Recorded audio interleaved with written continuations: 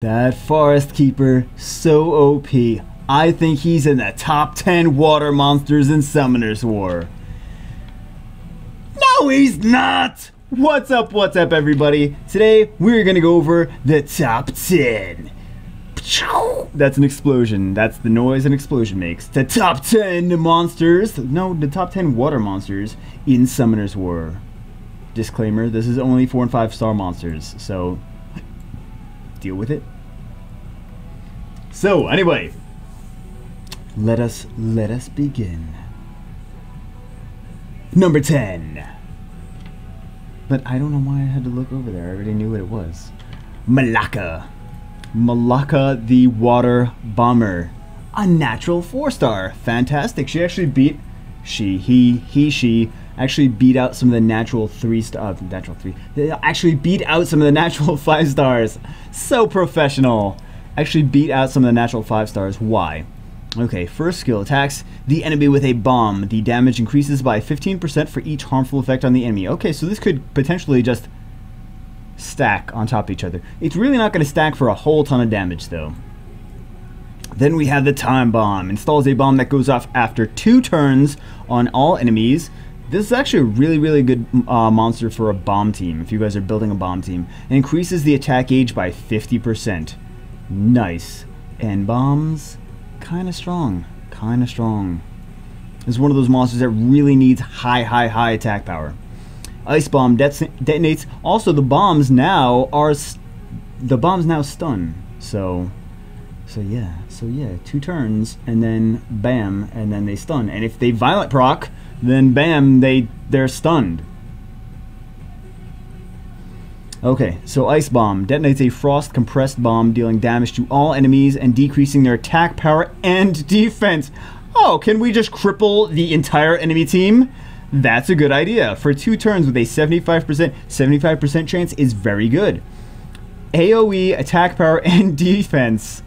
Oh my god, 2 AoEs and weakening on the 3rd one.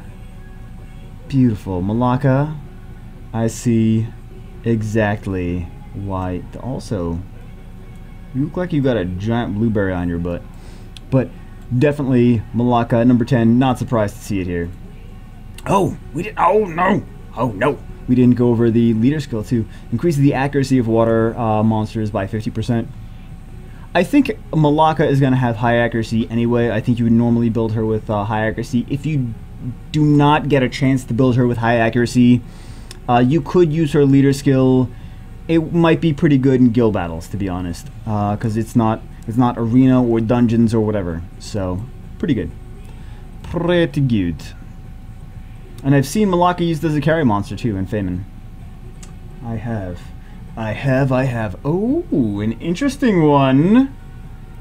Thea Mars, number 9. Thea Mars, the Water Ifrit. Some people disagree with me on this, but I actually like Thea Mars. Some people really like Thea Mars, and some people don't. I think it's a matter of preference, really.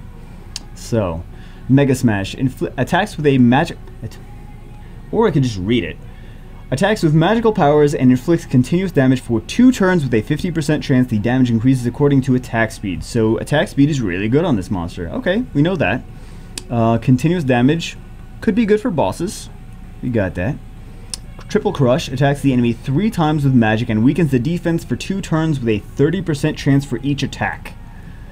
Then we have Elemental King, passive, gets attribute advantage whenever you attack the enemy.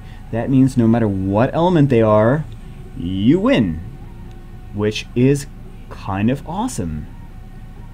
I see Thea Mars rune with tremendous attack all the time, and I've seen him do so much damage to some of my monsters that I was very concerned over what the hell was happening.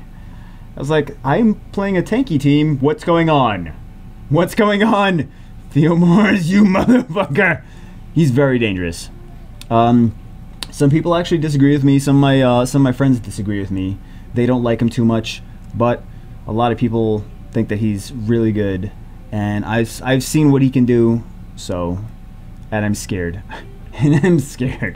Increases the critical rate. Could be good if you need it. If you don't have a buffer, a crit rate buffer, or if you don't have high crit rate, could be good. I like other leader skills better, but it's not the worst crit rate is not it's not the worst leader skill in the world. If it was like increases crit rate by 10% only in arena, then I'd be like, okay, it's shit. But no, it's actually it's better than others, but not as great as like increases HP by 1,000,000,000% everywhere. I like not Thea Mars. I like Veramos leader skill better, the dark one. Okay. So, number 8. Where is she? Okay. Annabelle, the water cult girl. Oh my god, she's a pain. She's a pain sometimes in the arena. Summons a teddy bear to attack the enemy. This attack has a 20% chance to forcibly put the enemy to sleep for 1 turn. It requires another turn if the enemy falls asleep. Interesting. And also the amount of times that she's attacked my Chloe over and over and over and over and over again. Fantastic. Thank you, Annabelle. Thank you. Girl's Prayer removes all harmful effects on all allies and recovers their HP. Recovery amount is proportionate to her attack power. Nice. Her attack is not horrible to begin with. She recovers proportionate to her attack power and removes all the harmful effects. So like a stronger Camila, right? The wind Garuda. That's the water Garuda. Yeah, wind Garuda. Yeah, whatever. No, the water Garuda. Okay. Then we have the Water Guardian. Angel attacks all enemies 3 times, dealing damage proportionate to your max HP. So one is proportionate to attack power, and one is proportionate to your max HP. So it's good to rune her with just all around everything being fantastic. Unfortunately for me, because I don't have her. Each attack has a 30% chance to decrease the defense for 3 turns. How is this great? It's an AoE defense breaker. It also attacks if you decrease the defense on the first one and attack 2 times on top of that, could be dangerous. Could be dangerous. Then we have the leader skill. Increases critical rate of ally monsters with water tribute by 38%. Again, like I said, the crit rate leader skills, not my favorite ones. She's already valuable though without her leader skill. So it's available in guild battles too and stuff like that, but it's only water. So take that into consideration. Then we have another 4-star. Oh my goodness, all these 4 stars. What? Lemuria. I think, okay. Let me first say 2 things. I have a Lemuria that I've used for Dragons B10. She's really good. I've also used her in arena and stuff like that. And I've also used her in guild battles. She is good. I never have used her ever in TOA. I don't know many people that have, but maybe she might be good on some different levels. We'll see. We will see. But she's really great for dragons. Okay, so let's take a look at what she does. She has Icy Cut, cuts the enemy with a sharp blade and inflicts continuous damage for 3 turns with a 30% chance. Nice, good for bosses. Dots. Everybody, dots, dots, dots, dots, dots, dots. Everybody. Never mind. Strong Gust inflicts damage on an enemy with a strong shock and puts the target's skill on cooldown.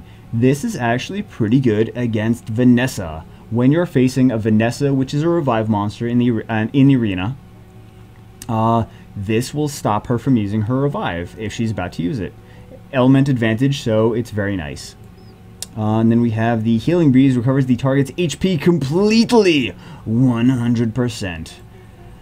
We also have the leader skill, increases resistance of ally monsters with water attribute by 50%. I've used this in guild battles actually more than anything else. I've never used her for...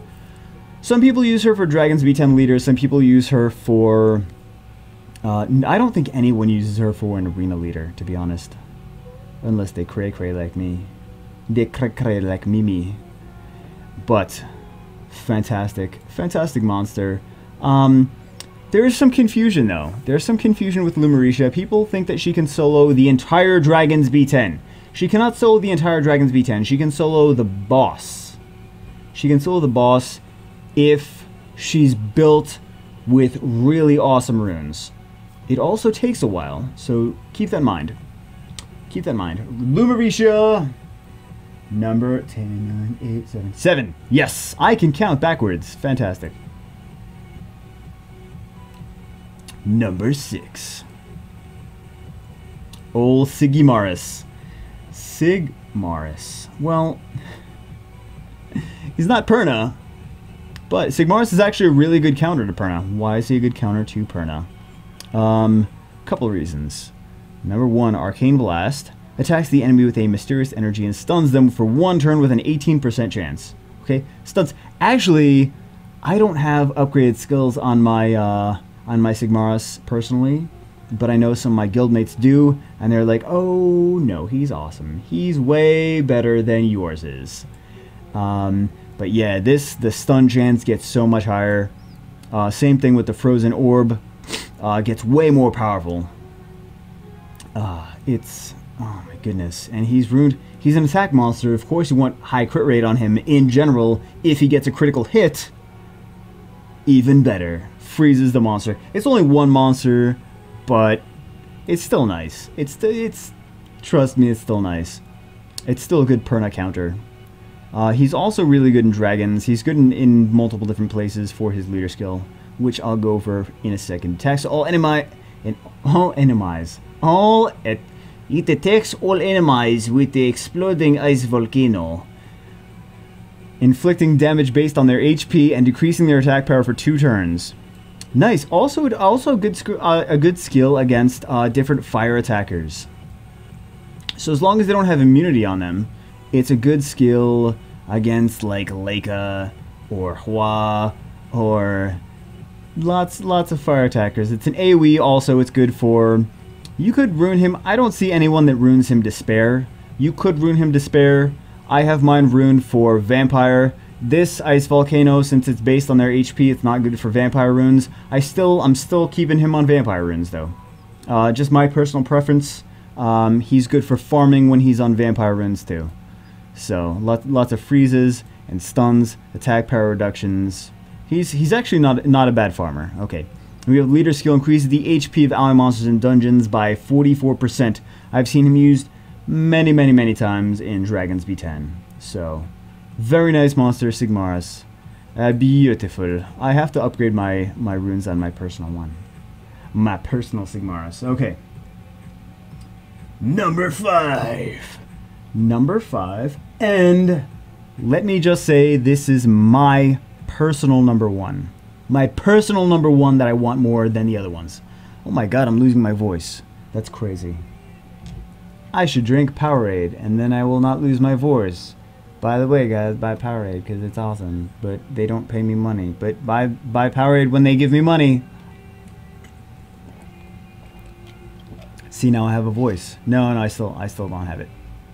Don't buy Powerade! Okay, so... Number 5, Praha. Oh my goodness. Oh, she's my number 1, to be honest. She's my number 1. Attacks 3 times and recovers 15% of the attack bar each time the attack lands as a critical hit. Nice. Good crit rate on her is very good.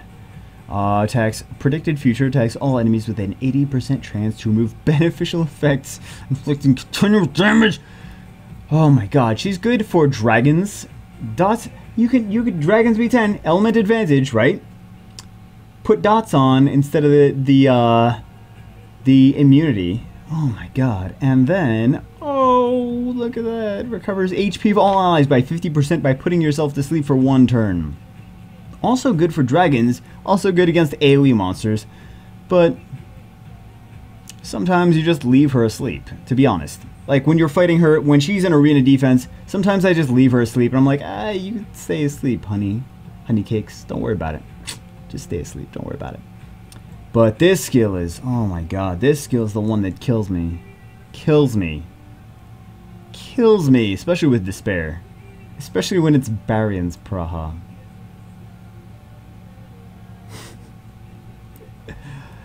Then again, I think most people would have the same problem with that.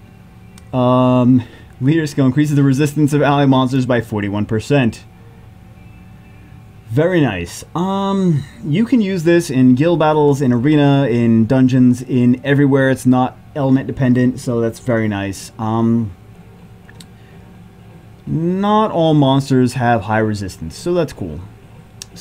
I don't know many of my monsters that have 100% resistance. I think like one monster that I have has like pretty close to 100% resistance, and I don't think many of my monsters would be knocked over the 100% barrier by this leader skill. So I mean, if you have high resistance, this is crap. But well, crap leader skill. She's still an awesome monster, but oh yeah, you could use this leader skill. Is fantastic in many situations. Anyway, that's my number. That is my personal number 1. But this is going by your votes. Your votes right there. You did this. You voted this. I didn't vote this. I didn't make this list up. You guys did. Okay. Who else? Number 4. Tyron. Really good monster. Really awesome in TOA. Awesome in arena. He can farm Fame and Health too. Mine does it manually, but he's just not strong enough to do it auto. I don't usually do Fame and Hell anyway. I do other levels. But Spirit Throw. There's a lot of reasons he's good. Spirit Throw throws a small spirit at the enemy with a 30% chance to attack consecutively. This attack increases your critical rate by 30% at next turn if you get a critical hit. I have seen this attack hit like 6 times and destroy fools. Destroy fools! Seriously, attack crit damage attack with like 50% crit rate or more, and because you could just keep you don't know if you're going to keep attacking or not, but you could keep attacking. And I've seen a lot of different builds for him. I think mostly it's either accuracy based and despair, or it's like sometimes it's speed based to try to make sure that they freeze them. It's like speed accuracy. Sometimes I see her like really attack power based, and try to get as much attack power as possible while still having as much accuracy as possible to work on these next 2 skills. Attacks all enemies with a cyclone 2 times. Each attack has a 40% chance of increasing the enemy's chance of landing glancing hit for 2 turns. Nice. And a second AoE, Hailstorm, attacks all enemies with a hailstorm and freezes them for 1 turn. My personal Tyron is runed for Despair. I think I took accuracy off. Accuracy was on slot 6 for him, which is good for TOA. It's also good for making it sure it's reliable as far as his freeze and his second skill, the glancing hit, landing glancing hit debuff. But it's not as good for the first skill, being super ridiculously strong. And if you want his his first skill to like destroy everyone, do attack crit damage attack. Crazy. His leader skill is also great. Attacks the increases the attack speed of ally monsters by 19%. If you guys did not see my speed kills video, go see that, because I basically just took a team of 5 stars into a team of 6 stars and 1, just based on speed, based on making sure I had the speed advantage and being speed crazy.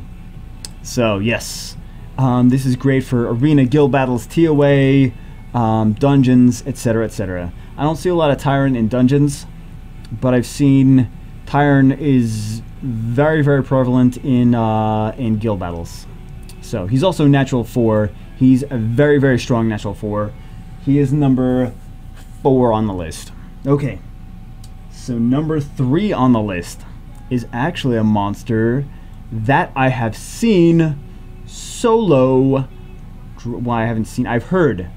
I would be lying if I said I've seen it. I've heard that it can solo dragons B10. Ariel. Okay. How is Ariel amazing? First skill, removes beneficial effect. Damage increases according to your defense. Lots of the Ariels are ruined for HP, not defense. But removes a beneficial effect. Really nice for the boss in Dragons B10. Archangel's Blessing recovers an ally's HP by 50%. Nice. Like the wind one, right? And then Holy Water recovers the HP of allies by 30% each, and additionally recovers 15% every turn for the next 3 turns. HP recovery on top of HP recovery on top of HP recovery. Well, how can we counter this? This is actually counterable with something like a Lucian, which will deter the enemy's HP recovery, which is kind of a pain in the ass. There's other monsters that do that, but yeah, Ariel is kind of hard to counter. He's usually super tanky. He is very scary in arena defense, and he's very strong in Dragons B10. He can also be used in Giants B10 as well. Very, very, very, very, very good monster. Number three for a reason, right? Number 3 of the top 10 water monsters for a reason. I wouldn't be making this up because you guys voted on it, so I can't be making it up because you voted on it. Right? Right. Okay. Leader skill. Oh my god, this leader skill increases the HP of ally monsters with water tribute by 50%. Arena, guild battles, dungeons, TOA, everywhere, as long as they're water. I don't know of anyone doing a complete full water Trial of Ascension team, but you never know. What people could do it. They could do it. But this is really ridiculous for guild battles though. Like, you can combo him with 2 other water monsters, and then like you see that and you're like, I don't want to fight that. I don't want to fight that. That's insane. I'm not a crazy person. I can't do that much damage. Well, you'd have to have immunity with it too, so keep that in mind. Because you could deter the HP recovery and just chip away at them eventually over and over and over again. But Ariel is tank on top of tank on top of tank on top of tank, and it's ridiculous. It's ridiculous. Okay, so Ariel's number 3. We're down to the top 2. The top 2. Top 2 water monsters in Summoner's War. Number 2. Chow. Oh, Chow. Chow can solo Giants B9. Just by himself. He doesn't need anyone else. Chow is great. Okay, let's take a look at his skills, right? Dragon's Might inflicts continuous damage for 2 turns if you land a critical hit. Dots. Nice. Torrent. The damage of this attack increases as your HP drops. If your HP is below 30%, the enemy's defense is ignored. Ignored, though. That's crazy. But a lot of the times I don't see Chow's HP getting below there unless it's an arena situation. Because, and why does it not get ignored? Right. So let's find that out. Flow passive gains immunity against unrecoverable effects. Additionally, when you recover, additionally, you recover 15% of your HP when your turn ends. Nice. Violent. Yes, this is a monster built for violent runes. Fantastic. Fantastic. Love it. Violent runes, lots of speed. He'll just keep recovering himself. He doesn't need vampire runes. Doesn't need vampire runes. He'll do it himself. He has got this. Don't worry. Then we have the leader skill increases the defensive ally monsters. The defensive ally monsters with water attribute by 50%. Like I said before, similar to the Ariel in everywhere, in guild battles, arena, dungeons, etc., etc., etc. He's a beast. He's a beast. So he's good for, man, he's incredible for dungeons. So Giants B9, Dragons B10, stuff like that. He's incredible for. Where he's okay, he's an okay stall monster for arena defense. If your opponent is attacking you, they can't do damage enough to kill you, and they don't have a healer, then they're screwed, right? So if you attack Chow, you don't have a healer, you're screwed. What is really cool against Chow? Well, really cool against Chow is things that deplete his attack gauge. So if you have a monster that can deplete his attack gauge, he can't keep doing his passive to heal himself. Ooh. Ooh. Nice. But yeah, Chow's awesome anyway. Chow's fantastic. I wish I had one. Come to us. You should give me one. This is a good idea. Number 1. Camila. Camila.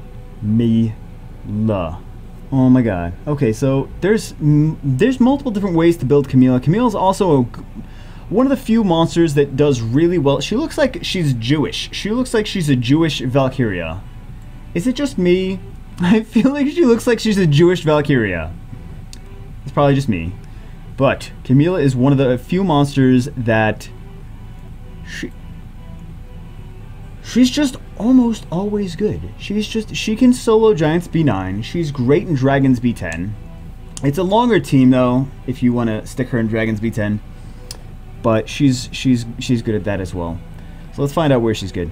Okay, Sword of Promise attacks with a sword. Seal of Water is automatically activated if the enemy dies. Nice. Seal of Water attacks an enemy dealing damage proportionate to the enemy's max HP. Good against bosses and decreases its attack speed for 2 turns. Also good against bosses. Then we have First Aid passive. Decreases the inflicted damage by half when you're attacked with a critical hit and removes all harmful effects. Additionally to removing harmful effects, 20% of the HP the lost HP is recovered each turn.